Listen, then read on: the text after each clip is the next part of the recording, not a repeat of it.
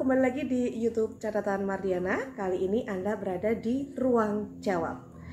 Dalam video kali ini, saya akan menjawab pertanyaan dari mahasiswa yang masuk di gawai saya.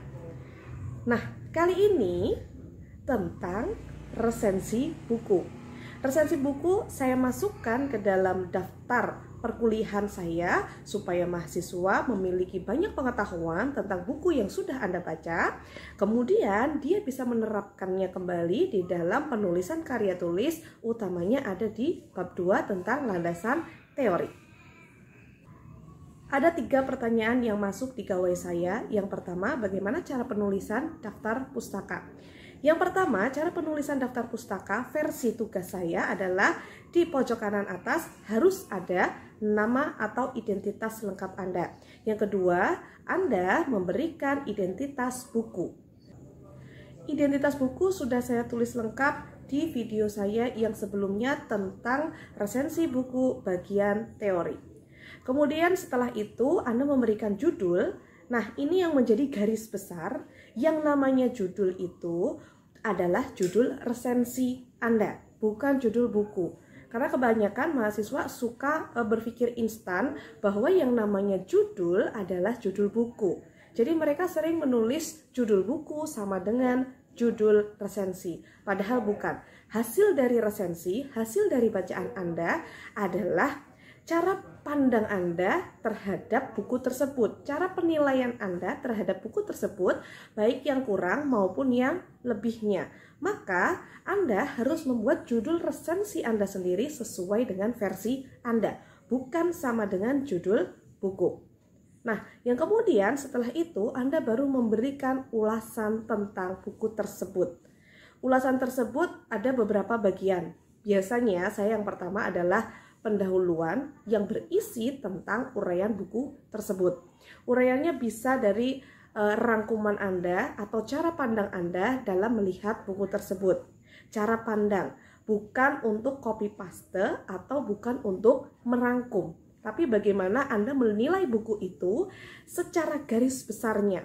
Kemudian poin yang kedua adalah Anda menilai buku itu. Jadi Anda sudah masuk dari esensi dari resensi buku, yaitu menilai sebuah karya, yaitu karya buku. Penilaian Anda ada bagi menjadi 2, ada bagian yang kelebihan, kemudian ada bagian kekurangan dari buku tersebut.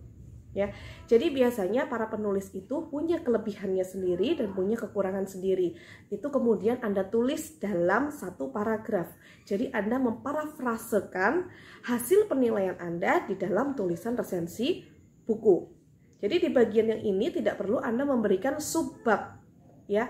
Anda memberikan keterangan ulang, ini adalah kelemahan dan ini adalah kelebihan, tidak perlu. Langsung di dalam satu wacana. Kemudian yang terakhir adalah bagian penutup. Anda bisa mengajak para pembaca, bahwa buku ini menurut pendapat saya adalah bagus dan layak untuk dibaca.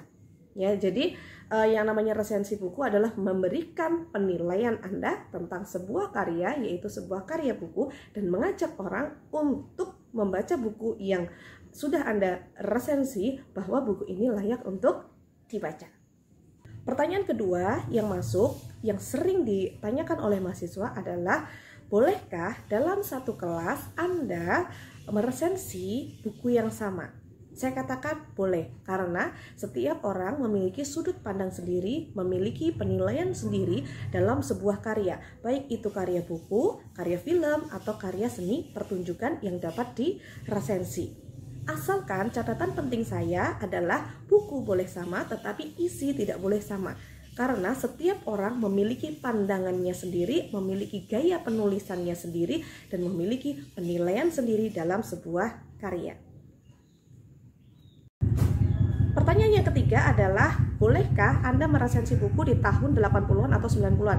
Saya katakan boleh, tetapi alangkah lebih baiknya ketika Anda meresensi buku di tahun 2000-an, karena kita merujuk pada karya tulis ilmiah yang akan digunakan di dalam bab 2 landasan teori.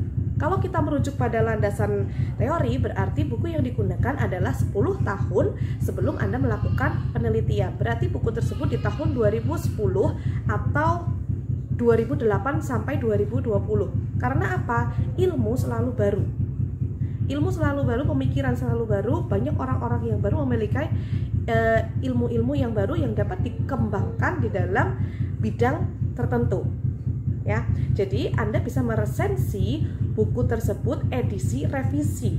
Edisi revisi berarti sudah dicetak ulang, sudah dipembaharui lagi, sehingga Anda mendapatkan isi yang baru dan pemikiran yang baru.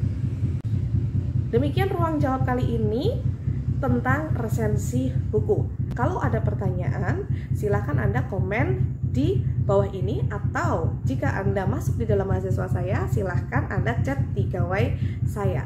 Terima kasih.